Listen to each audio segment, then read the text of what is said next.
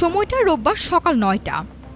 ঢাকার নবাবগঞ্জ থেকে শুরু হলো এক বিশেষ লড়াই, যে লড়াই মরণঘাতী হামের হাত থেকে আগামী প্রজন্মকে বাঁচানোর।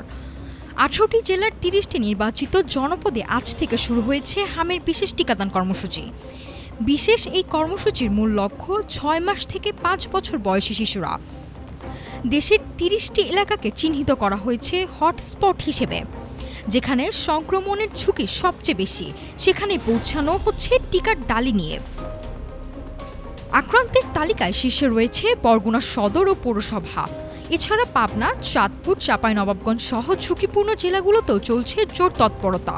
তবে পিছিয়ে নেই মাদারীপুর, মুন্সিগঞ্জ বা নবাবগঞ্জের মতো নিম্ন ঝুঁকিপূর্ণ এলাকাগুলো। লক্ষ্য একটাই, দ্রুত সংক্রমণ নিয়ন্ত্রণ। চিকিৎসকরা বলছেন, একটি টিকা মানে একটি জীবনের সুরক্ষা। তাই আতঙ্কিত না হয়ে ঘরের কোণে লুকিয়ে না থেকে শিশুকে টিকাদান কেন্দ্রে নিয়ে আসাই এখন সময়ের দাবি।